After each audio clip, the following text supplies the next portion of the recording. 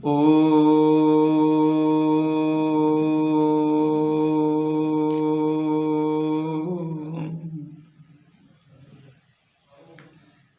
महानुभाव, स्वामी श्रद्धानंद जी के जीवन और कार्य के विषय में समझने समझाने का प्रयास कर रहे थे।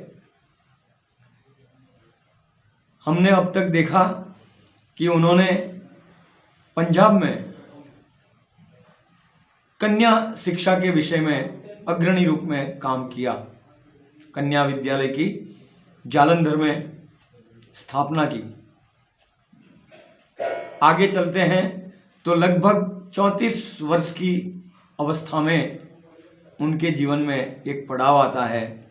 उनकी पत्नी शिव देवी जी का देहावसान होता है।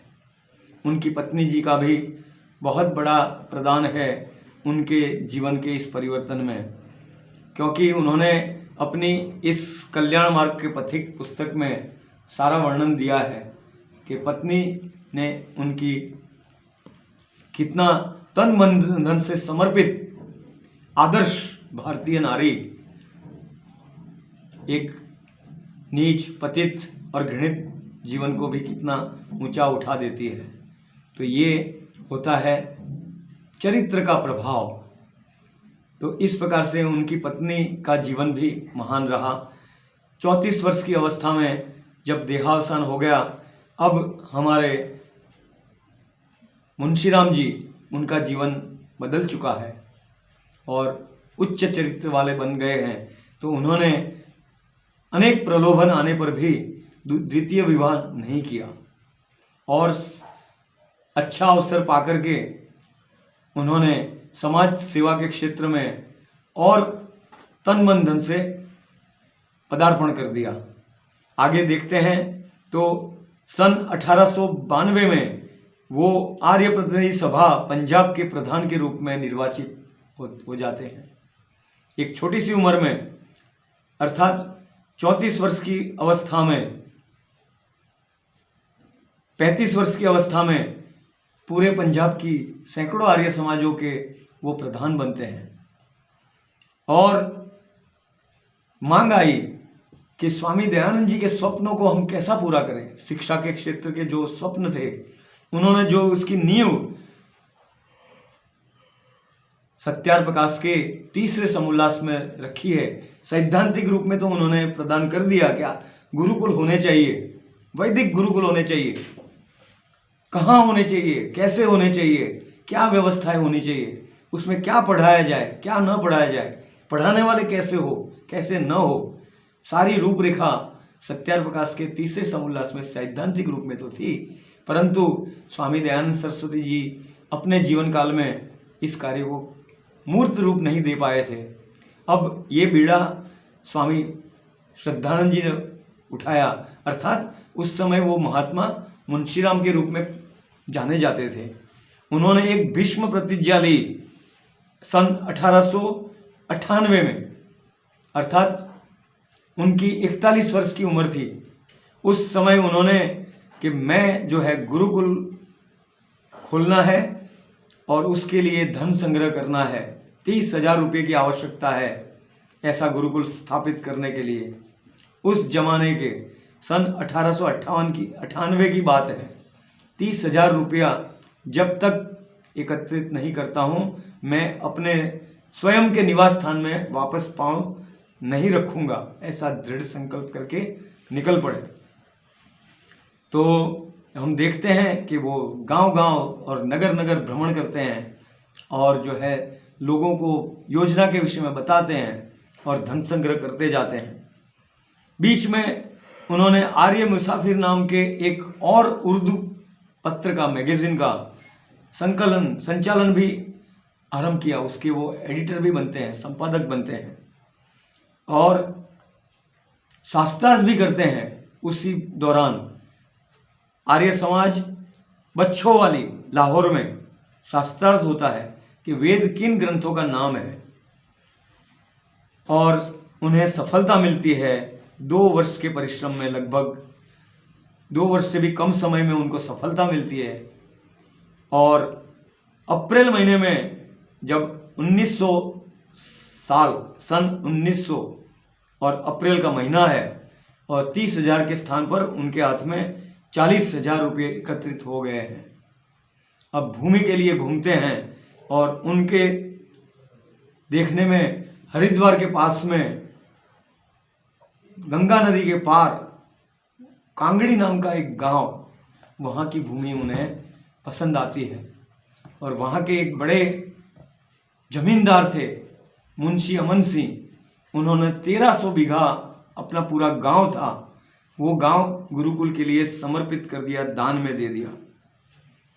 तो 2 मार्च सन 1902 में उन्होंने वहाँ पर गुरुकुल का आरंभ करते हैं।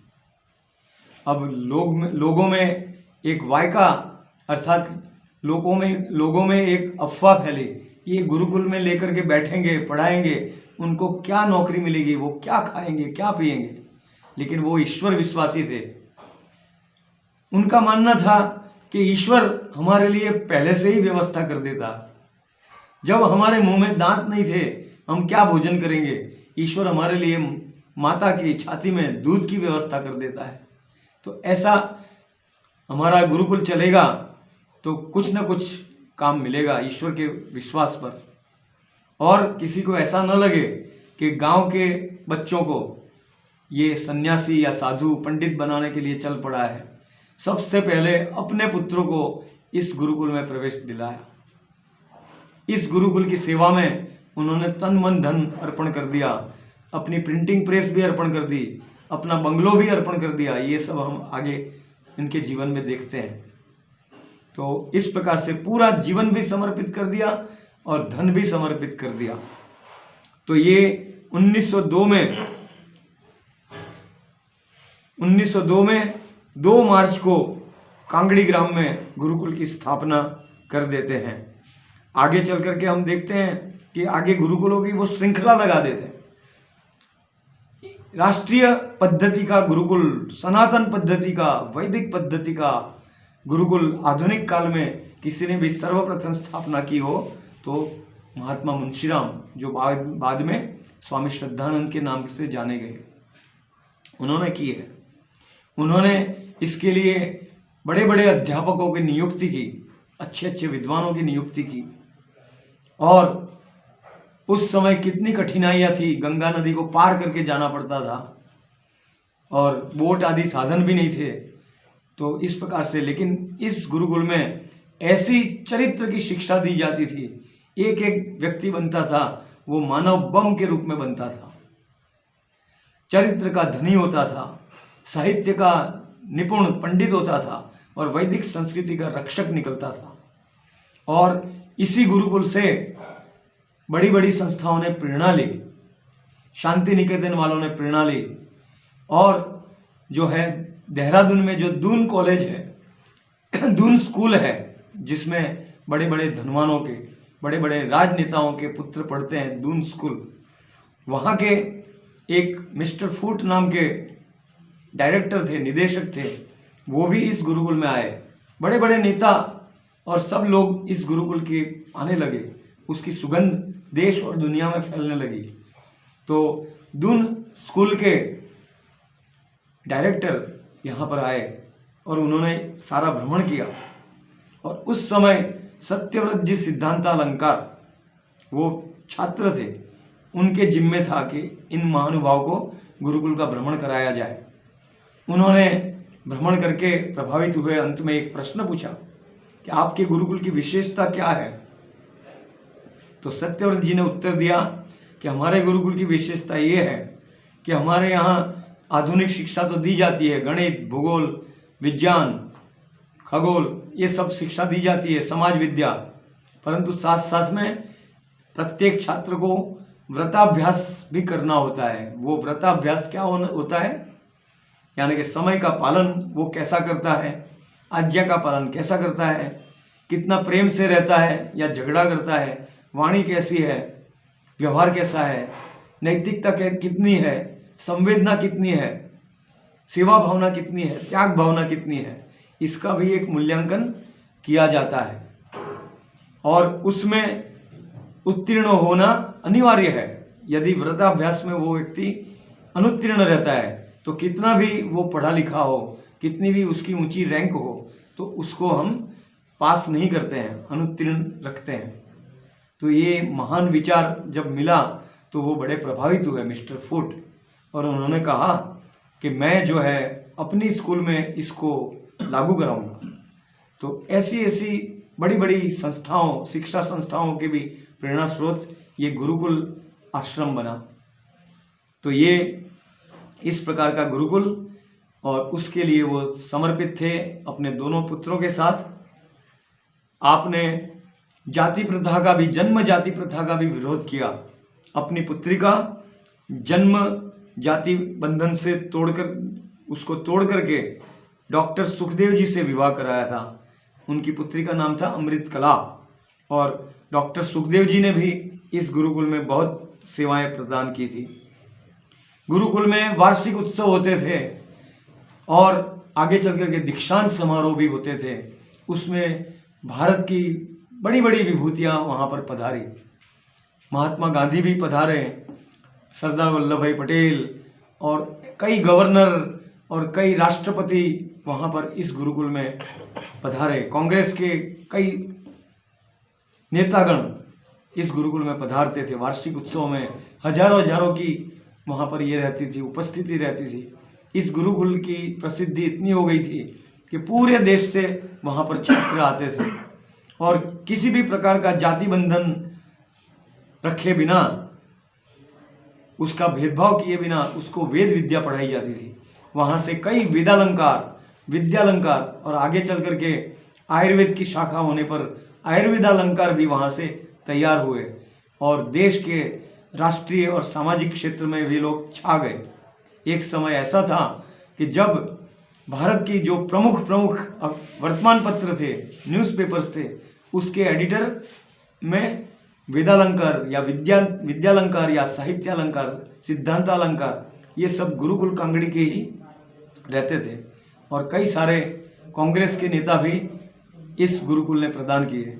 जहाँ पर भी ये गए, इन छात्रों ने अपने क्षेत्र में तहलका मचाया। तो ये बड़े ही चरित्रवान और बड़े शिक्षित ऐसे छात्र यहाँ से मिले। इस गुरुकुल की प्रसिद्धि और भी आग की तरह फैलने लगी, और इस गुरुकुल में राष्ट्रवादी लोग, जैसे पहले बताया कि जो उस समय हमारे देश में दो प्रकार की धाराएं चलती थी, एक नरम दल और एक गरम दल, और एक क्रांतिकारियों का तीसरा विभाग था। इन तीनों विभागों को आर्य समाज से बहुत आश्रय मिला, और वहाँ पर वो आते थे और वहाँ से बहुत अनेक प्रकार की सहायता प्राप्त करते थे। बताते हैं कि मोहनदास करमचंद गांधी जब दक्षिण अफ्रीका में थे, तो वहाँ पर अपने भारतीय लोगों के हक की लड़ाई लड़ रहे थे, अधिकारों की लड़ाई लड़ रहे थे, सत्याग्रह कर रहे थे, कानूनी लड़ाई लड़ रहे थे। उस समय गोखले जी और तिलक जी के वर्तमान पत्र में समाचार छपा कि हमारे एक महानुभाव हैं, बैरिस्टर हैं, और ये सत्याग्रह कर रहे हैं। तो कांगड़ी गुरुकुल के छात्रों ने और महात्मा मुंशीराम ने मिलकर के योजना बनाई कि हम उनको सहयोग करेंगे। तो उस जमाने में तो उनसे पूछा गया कि क्या सहयोग करेंगे, तो विद्यार्थियों ने कहा कि हम एक समय का भोजन छोड़ देते हैं और जो बचत होती है वो सहयोग करेंगे। फिर आगे और विचार आया कि नहीं, इससे तो क्या बनेगा। उन छात्रों ने वहाँ पर नज़दीक में, उसमें से जो बड़े बड़े छात्र थे, वयस्क छात्र थे, 18, 20, 22 साल के छात्र थे, उन छात्रों ने वहाँ पड़ोस में एक दुधिया बांध नाम का एक डैम बन रहा था, वहाँ पर जाकर के वहाँ पर मजदूरी की, और मजदूरी से एक अच्छी राशि इकट्ठी हो गई। उस जमाने में 1200 रुपये की राशि इकट्ठी हुई।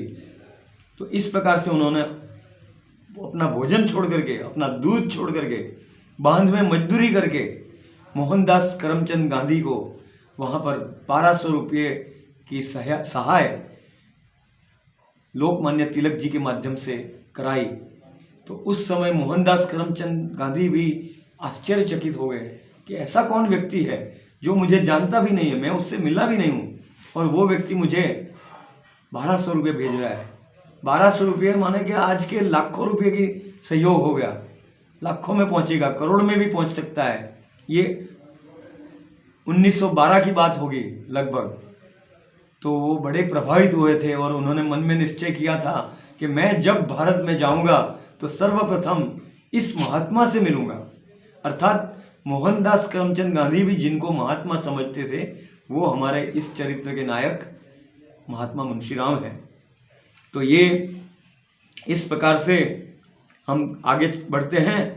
तो इस गुरुकुल के माध्यम से हमारे देश को बहुत अग्रणी लोग मिले और आगे ऐसे अनेक गुरुकुलों की वो स्थापना करते गए। स्वामी श्रद्धानंद जी ने मटिंडू में गुरुकुल की स्थापना की, मुल्तान में स्थापना की और इंद्रप्रस्थ में स्थापना की, और आगे जीवन के अंतिम काल में उन्होंने गुजरात के सूपा में भी गुरुकुल की स्थापना की। तो ऐसे अनेक गुरुकुलों की उन्होंने स्थापना की और गुरुकुलों की पद्धति चल पड़ी। उसको देख करके अनेक महानुभाव आगे आए। तो उन्होंने भी अपने अपने क्षेत्र में, कार्य क्षेत्र में गुरुकुलों की बाढ़ आ गई, जिसके माध्यम से चरित्रवान, दृढ़ प्रतिज्ञा वाले, संकल्प वाले और राष्ट्रप्रेमी, मातृप्रेमी, संस्कृति प्रेमी ऐसे कई सारे महानुभाव हजारों की संख्या में हमें प्राप्त हुए। तो हम उनकी जीवनी में देखते हैं आगे कि उनके गुरुकुल में C.F. एंड्रूज भी आकर के रहते हैं, जो कि एक पादरी थे, महात्मा गांधी जी को प्रभावित करने के लिए भारत में आए थे। तो वो जो है वो भी लंबे काल तक गुरुकुल में रहे और आगे चल करके उनका आर्य समाज में सक्रियता इतनी बढ़ गई कि 1909 में आप जो है सार्वदेशिक आर्य प्रतिनिधि सभा अर्थात इंटरनेशनल आर्यन लीग जिसको कहते हैं, जो कि देश विदेश में जितनी भी आर्य समाज की शाखा हैं उनकी एक नियंत्रक संस्था, उसके भी वो प्रथम प्रधान निर्वाचित हुए। उन्होंने इसकी स्थापना की। देश विदेश की आर्य समाज को एक सूत्र में उन्होंने पिरोया। तो ये 1913 में भागलपुर में आयोजित हिंदी साहित्य सम्मेलन के सभापति भी बने। तो साहित्य में भी आपका प्रदान था और गुरुकुल में अंग्रेज अधिकारी भी अनेक आते जाते रहते थे। जब राष्ट्रीय शिक्षा और ऊंचे चरित्र की शिक्षा और दृढ़ और ब्रह्मचर्य का पालन करते हुए ये ब्रह्मचारी तैयार हो रहे थे, युवक तैयार हो रहे थे, तो अंग्रेज सरकार को उसमें विद्रोह की गंध आई कि यहाँ पर कुछ विद्रोह का कार्य हो रहा है। तो वहाँ उनके एजेंट आते जाते रहते थे, छद्म वेशधारी, और गुरुकुल की मुलाकात लेकर के। तो ऐसी बात मिलने पर वहाँ बड़े बड़े अधिकारी आते थे इंस्पेक्शन में, और उनको ऐसी ऐसी सूचना मिलती थी गलत सलत कि यहाँ पर बम बनाए जाते हैं। तो ऐसे ही एक अधिकारी आए तो वहाँ वो रहे और उन्होंने सारी गुरुकुल की दिनचर्या और ब्रह्मचारियों का आवास, भोजन, सब बातें देखी। फिर उन्होंने स्वामी श्रद्धानंद जी से प्रश्न पूछा कि मैंने सुना था कि आपके गुरुकुल में बम बनाए जाते हैं, क्रांतिकारी विद्रोही लोग आते हैं, लेकिन यहाँ तो कुछ ऐसा देखने में नहीं आता है। तो उनका उत्तर ये था कि ये मेरे ब्रह्मचारी जो हैं, ये मेरे छात्र हैं, मेरे विद्यार्थी हैं, वो ऊंचे चरित्र वाले होकर के, दृढ़ संकल्प वाले होकर के ये मानव बम के रूप में तैयार हो रहे हैं और ये विश्व में कल्याण फैलाएंगे, कल्याण की स्थापना करेंगे। तो ये इस प्रकार से हम देखते हैं। तो लेफ्टिनेंट गवर्नर भी वहाँ पर आए और आगे चल करके वाइसरॉय भी आए, लॉर्ड चैम्प्सफोर्ड 1916 में आए और महात्मा गांधी वहाँ पर, मोहनदास करमचंद गांधी वहाँ पर सन 1915 में आए थे। उन्होंने अपने पुत्र को भी वहाँ कुछ काल के लिए रखा था और बताते हैं कि जब मोहनदास करमचंद गांधी आए तो उनके सम्मान में एक सभा की गई और उनको एक सम्मान पत्र भेंट किया गया और उस सभा में उनको महात्मा नाम से संबोधित किया गया। यानी कि मुंशीराम जी को मोहनदास जी महात्मा कह रहे हैं और मुंशीराम जी मोहनदास जी को महात्मा कह रहे हैं। तो ऐसा संयोग हुआ। तो ये इस प्रकार से ऐसे बड़ी बड़ी महान विभूतियाँ भी इस गुरुकुल में आती रही और अपना प्रेरक मार्गदर्शन देती रही। तो स्वामी श्रद्धानंद जी के जीवन और कार्य के विषय में ये दूसरा भाग समाप्त हुआ। शेष चर्चा अगले भाग में की जाएगी।